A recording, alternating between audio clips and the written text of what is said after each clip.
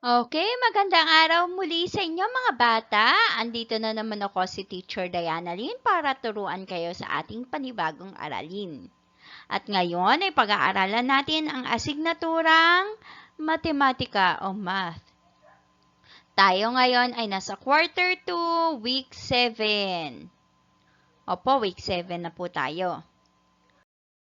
Okay, para sa ating paksang aralin, ito ay ang pagkukwenta sa isip ng pagbabawas ng bilang na may 1 hanggang 2 digit minuends na walang pagpapangkat gamit ang angkop na paraan. Bago natin umpisahan ang ating panibagong aralin, narito muna ang ating mga layunin.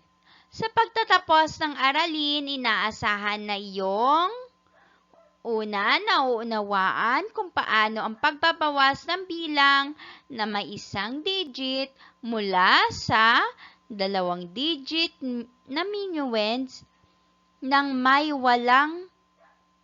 walang regrouping o walang pagpapangkat gamit ang pagkukwenta sa isip lamang. Okay. Isip lamang daw ang gagamitin. Okay? At sumunod na isasagawa kung paano ang pagbabawas ng bilang na may 1 digit mula sa 2 digit minuends nang walang regrouping gamit ang angkop na pamamaraan. Okay? Handa ka na ba? O sige. Kung handa ka na, ang sarili mo lamang ang ihahanda at yung iyong pag-iisip. Dahil ngayon, ang gagamitin lang natin ay isip lamang. Okay? Magkukwenta tayo gamit ang isip. Okay. Dahil yung angkop na pamamaraan ng pagkukwenta sa isip lamang ang ating gagawin. Okay. Magbalik-aral muna tayo. Sagutin ang pagbabawas gamit ang expanded form. Okay. Ang ating pagbabawas na pangusap ay 34 bawasan ng 15 ay 4 lang. Okay. O, ano yung sagot sa number sentence? Gagamitin natin yung expanded form. Gagawin natin, itatayo muna natin ito. Okay. 34 minus 15 equals blank. Okay. Ano muna ang expanded form ng 34? Lagyan natin. Equals, 34 equals 30 plus 4. Dahil pinaghiwalay natin ang sampuan at isahan kapag tayo ay nag-expanded form. Okay, ngayon naman, yung 15 o 15. Anong expanded form nito? 15 equals 10 plus 5. Okay, ngayon, magbabawas na tayo. 4 minus 5. Pwede mo bang ibawas ang 5 sa 4? Okay, hindi po. Kaya naman tayo ay manghiram dito sa sampuan ng 10. Kaya ang 4 ay magiging 14. Very good. At yung 30 magiging 20. Maaari na ba tayo magbawas ng bilang? Gamitin yung subtraction. Okay, very good. Pwede na po. 14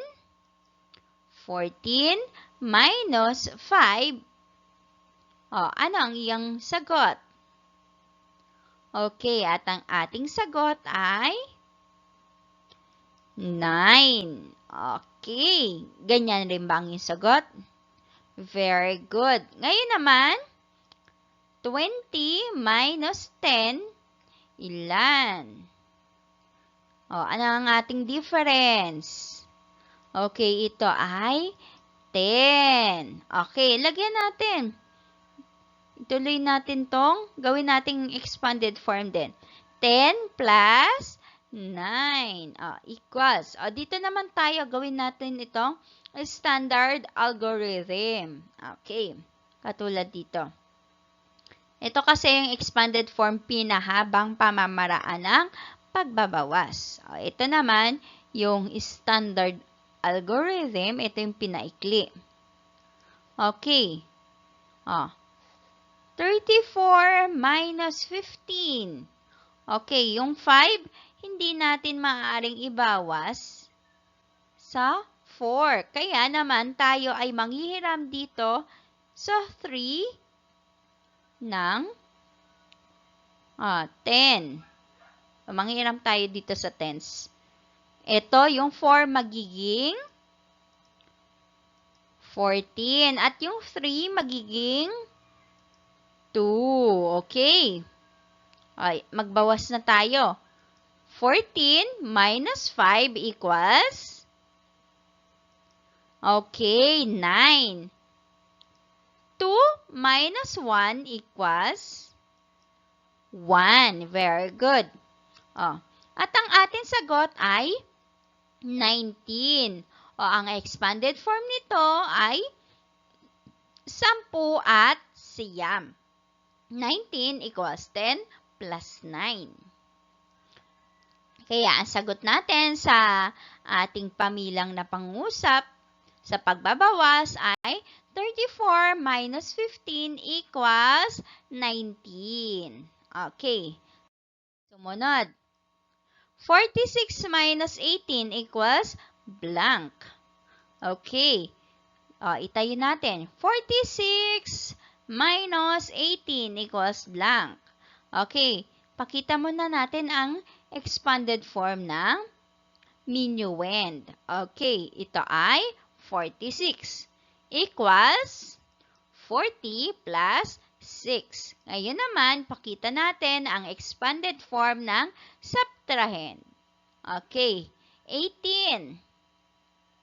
18 equals 10 plus 8. Okay. Magbabawas na tayo ngayon. Tingnan natin. Okay.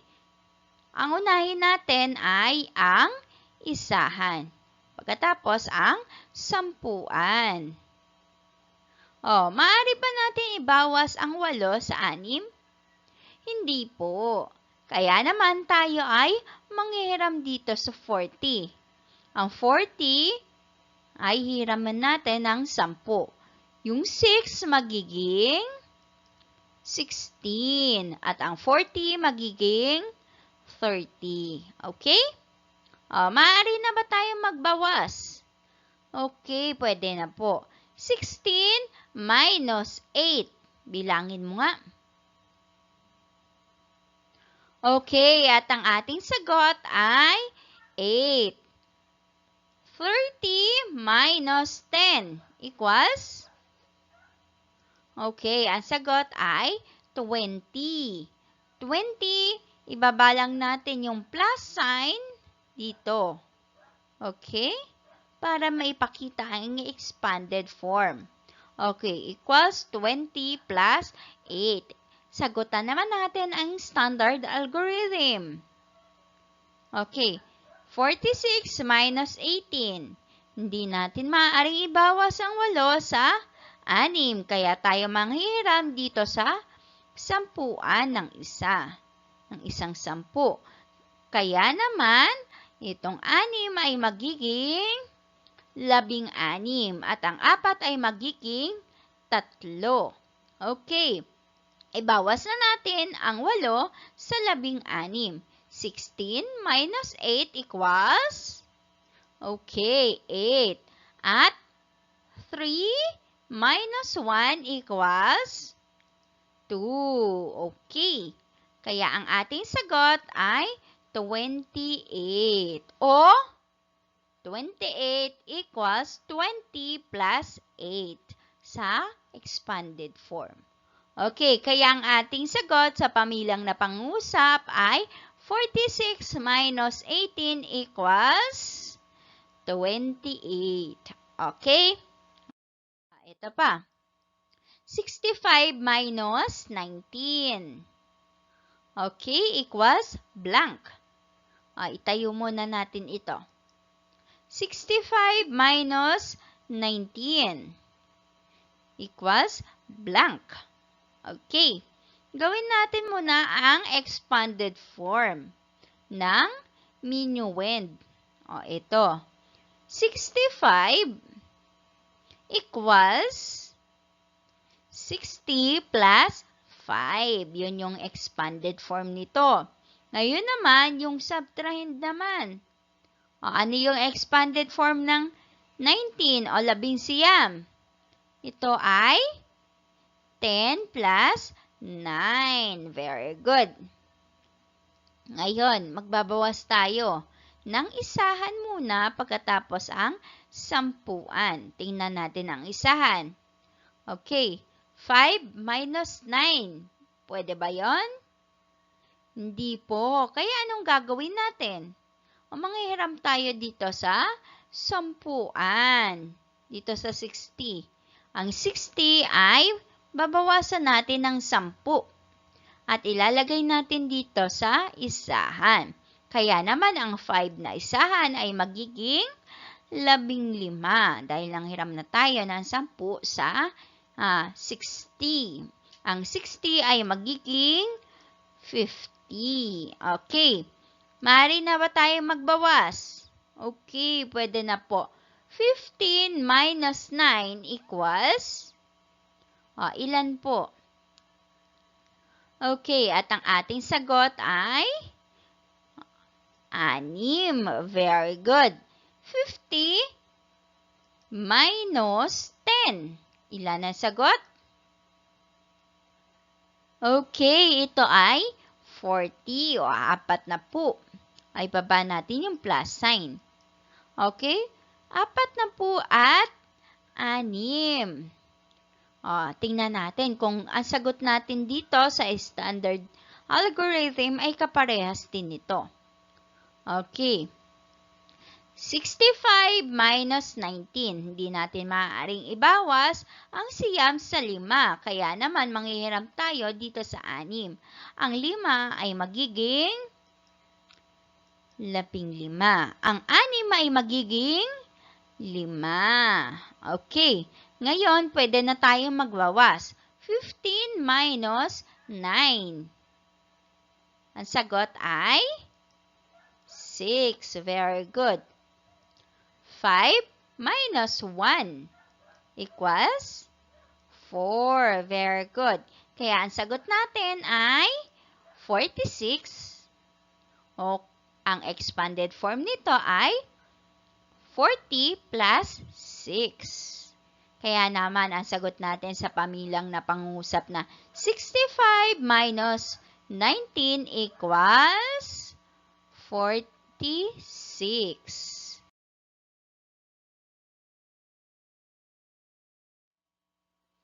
Ngayon ay pagmasdan mo ang halimbawa sa ibaba.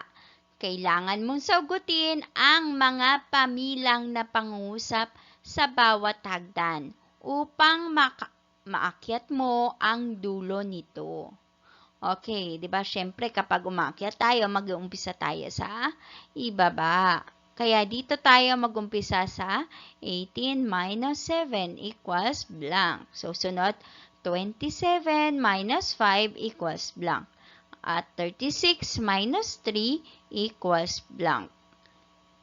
At 50 minus 6 equals blank. Ito ang mga kailangan natin sagutin na pamilyang na pangungusap. Okay. Ang pagbabawas o subtraction ng dalawang bilang gamit ang pagkukwenta sa isip ay maaaring nakakalito. Minsan naguguluhan ka kung tama ba yon. Okay, maaaring magbigay ito sa iyo ng hindi wastong sagot. Ngunit Kung ating gagamitin ang konsepto ng pagdaragdag bilang kabaliktaran ng pagbabawas, ay maaaring matukoy natin ang angkop na sagot sa pamilang na pangungusap.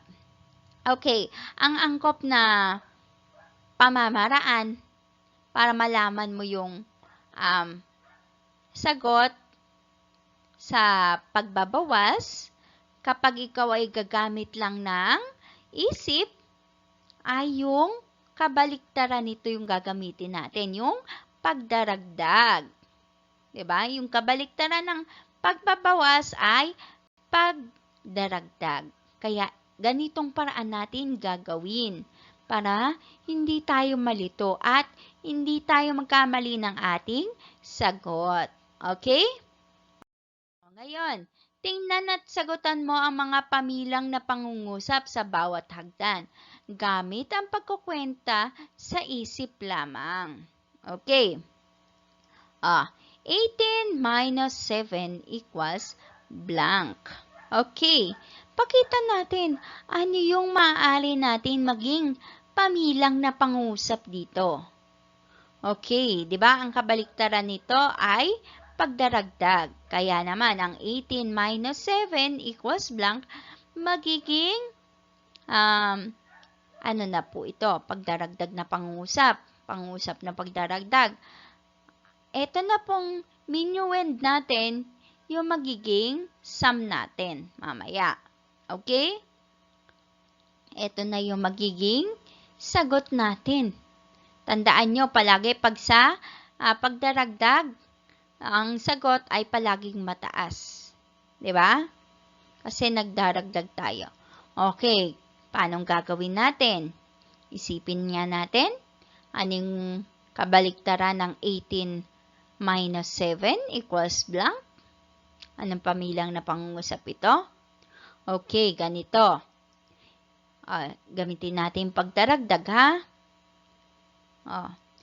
Kaya naman, 18 minus 7 equals blank.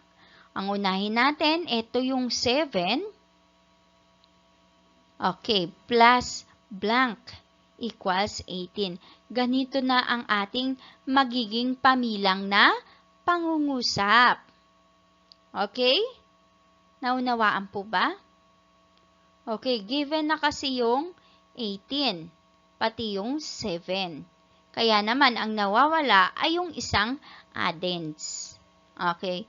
Yun yung difference dito. Yung isang addends. Okay, ito na yung minuend kanina. Andito, ito yung minuend. Magiging sum natin. Okay, mag-isip ka nga. Ano yung idadagdag mo sa pito para maging 18? Okay? Ito ay 7 plus 11 equals 18. Kaya ang sagot natin dito, sa pamilang na pangungusap natin na 11 minus 7 equals, 18 minus 7 equals 11. Very good.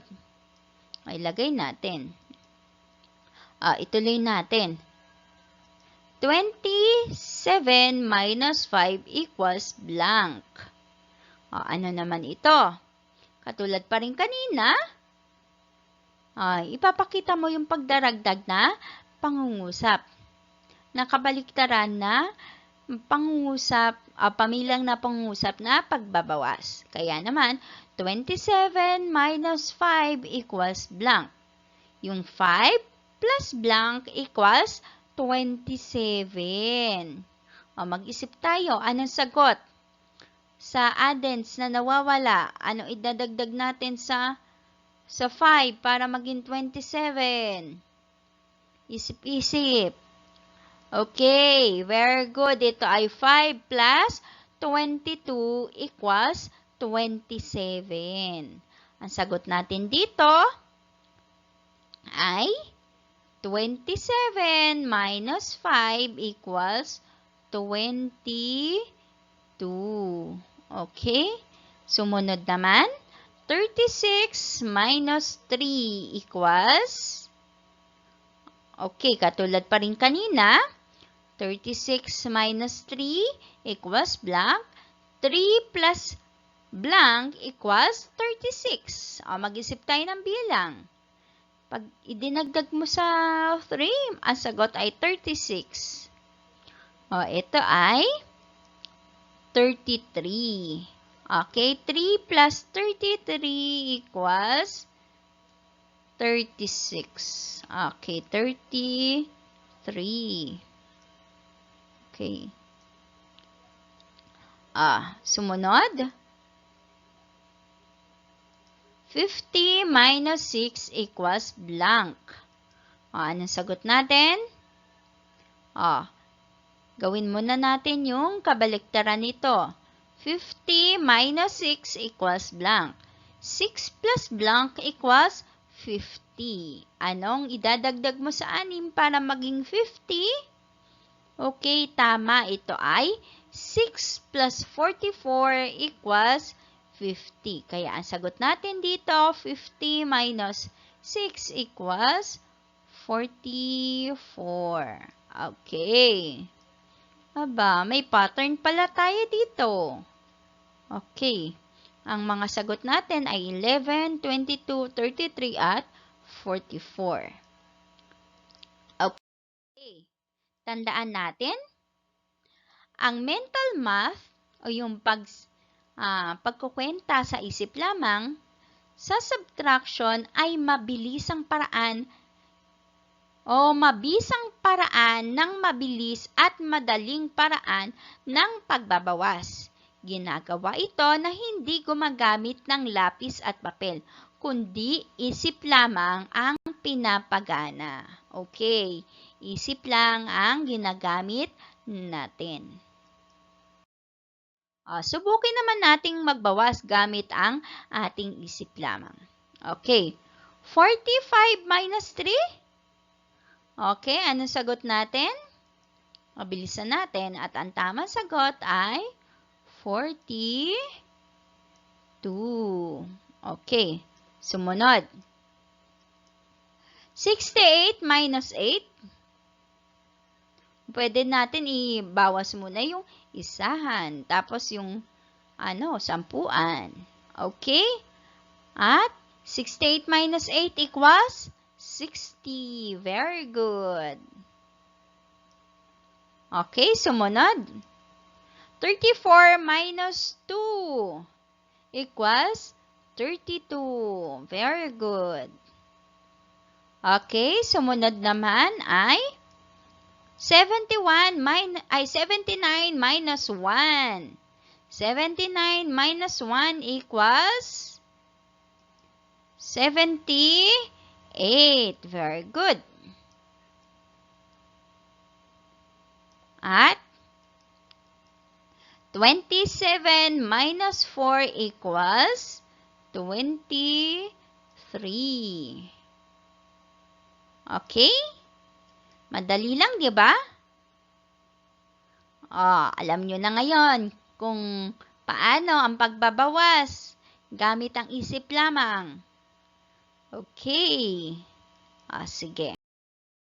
Para sa ating gawain sa pagkatuto bilang isa, gamit ang pagkukwenta sa isip, tulungan mo si Archie na ibenta ang mga mangga sa pamamagitan ng pagsagot sa mga pamilang na pangusap na nasa loob nito. Okay, sasagutin natin yung mga pamilang na pangusap na nasa mangga. 39 minus 8 equals? Isipin mo nga. Okay, at ang tamang sagot ay 31. Sumunod naman, 28 minus 5. 28 minus 5. Ilan ang sagot? At ang tamang sagot ay 23. Ganyan rin ba ang sagot? Very good. Okay, sumunod naman, 18 minus 9. 18 minus 9 equals 9. Okay, nakakasunod ka ba? Mahusay. Ituloy natin. 68 minus 7. Okay, ito ay 61. Very good. Sumunod naman. 49 minus 6. 49 minus 6 equals 43. Okay.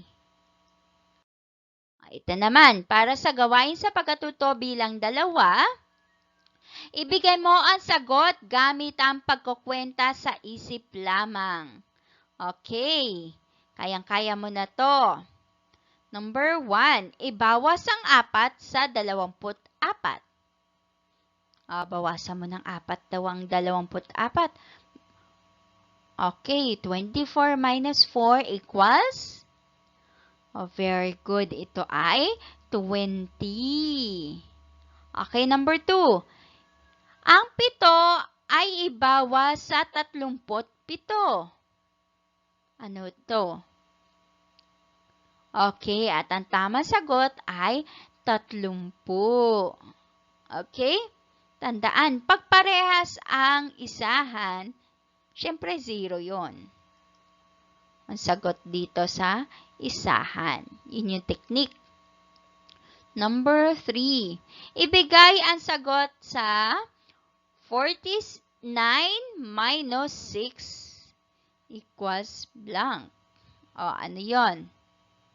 Okay, 49 minus 6 equals 43. Very good.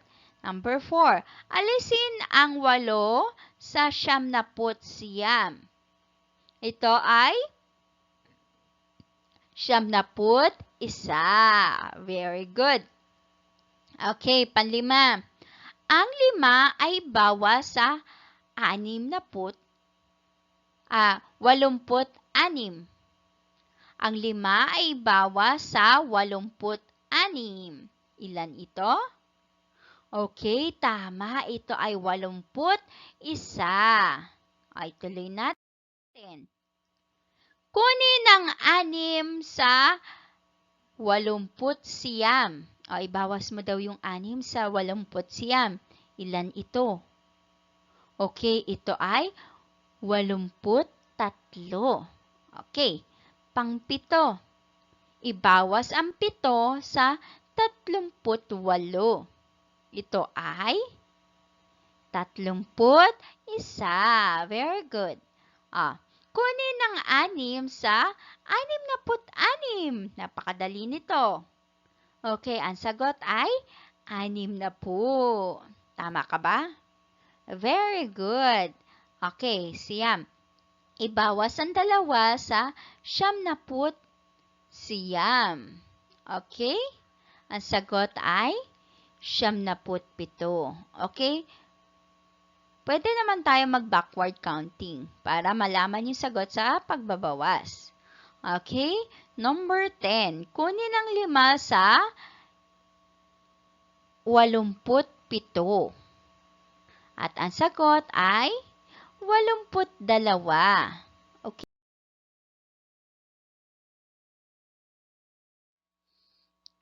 Para naman sa gawain sa pagkatuto bilang 3, gamit ang pagkukwenta sa isip lamang, sagutan ang bawat pamilang na pangusap.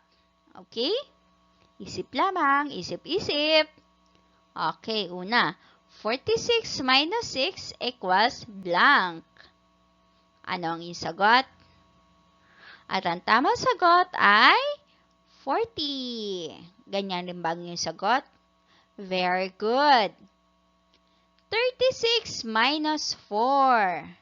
36 minus 4. Okay.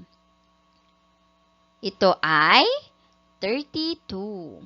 Okay. Pwede mo naman ibawas yung isahan. 6 minus 4 equals 2. Diba? Okay. O kaya mag-backward counting ka pag malapit lang yung bilang sa isa't isa. Kunwari, 36 minus 4. 36, 35, 34, 33, at 32. Okay? Sumunod naman, 99 minus 9. Okay, ang sagot ay 90. Okay. Madali lang, di ba? Sumunod. 58 minus 4 equals 54. Very good. 57 minus 6 equals 51. Sumunod. 36 minus 6 equals 30. Okay, nakuha mo ba lahat ng tama? Mahusay. Gawain sa pagkatuto bilang 4. Ibigay ang sagot sa bawat pamilang na pangusap gamit ang isip. Magkukwenta pa rin tayo gamit ang ating pag-iisip. Okay, number 1. 74 minus 3 equals? Bibilangan kita hanggang 3 lang. Okay, anong sagot mo? Okay, at ang tamang sagot ay 71. Binawas ang 3 sa 4. Ang sagot ay 1. Tapos ibababa mo lang yung 7. Gayahin mo lang yung 10. Kaya ang sagot natin ay 71. Number 2. 97 minus 5. 97 minus 5. Okay, ano ang iyong sagot? At ang tamang sagot ay 92. Ganyan rin bang iyong sagot? Very good, kung tama ka. Pangatlo, 46 minus 3. Okay, at ang tamang sagot ay 43. Diba, napakadali lang. Galing-galing mo naman, magbawas. Ay, tuloy natin. 62 minus 2 equals? Okay, anong sagot? At ang tamang sagot ay 60. Okay. Sumunod naman. 97 minus 3. Anong iyong sagot? At ang tamang sagot ay 94. Okay. Number 6. 48 minus 6. 48 minus 6. Okay, at ang tamang sagot ay 42. Number 7. 33 minus 1. At ang tamang sagot ay 32. Okay, number 8. 55 minus 4. Okay, anong sagot mo? At ang tamang sagot ay 51. Number 9. 39 minus 5. Anong sagot mo? At ang tamang sagot ay 34. Number 10. 99 minus 5. Anong sagot mo? At ang tamang sagot ay 94. Nakuha mo ba lahat ng tama? Mahusay ka kung nakuha mo lahat ang tamang sagot. Okay? Tandaan, ang mental math sa subtraction ay mabisang paraan na mabilis at madaling paraan ng pagbabawas. Ginagamit ito na hindi tayo gumagamit ng lapis at papel. Hindi na natin sinusulat kasi isip lang ang ating pinapagana o ginagamit. Okay, sagutin natin ito. Sagutin mo ha. Kung ikaw ay ang tatanungin, kaya mo bang paghambingin ang dalawang bilang at kunin ang pagkakaiba nila gamit lamang ang iyong isip? Kaya mo ba magbawas? O kaya mong gamitin ang subtraction gamit ang isip lamang? Opo, hindi po. Kung opo, very good ka. Kayang-kaya mo na yan sa isip lamang. Isalaysay ang sarili mong pamamaraan upang lalo mong mapagtibay ang iyong kakayahan sa pagbabawas gamit ang isip lamang. Sa paano mong paraan na isagawa ang pagbabawas gamit ang isip lamang? Sa isip lang tayo nagkukwenta. O anong ginawa mo? Anong paraan ang iyong ginawa. Okay, very good. At diyan na po nagtatapos ang ating aralin sa matematika. Yung pagbabawas ng gamit lamang ang ating isip sa pagkukwenta. Okay? Maraming salamat po sa inyong oras na inilaan para sa ating panibagong aralin. Ako muli si Teacher Diana Lynn, ang inyong guro na nagtuturo sa bawat panibagong aralin. Hanggang sa susunod nating pag-aaral, paalam!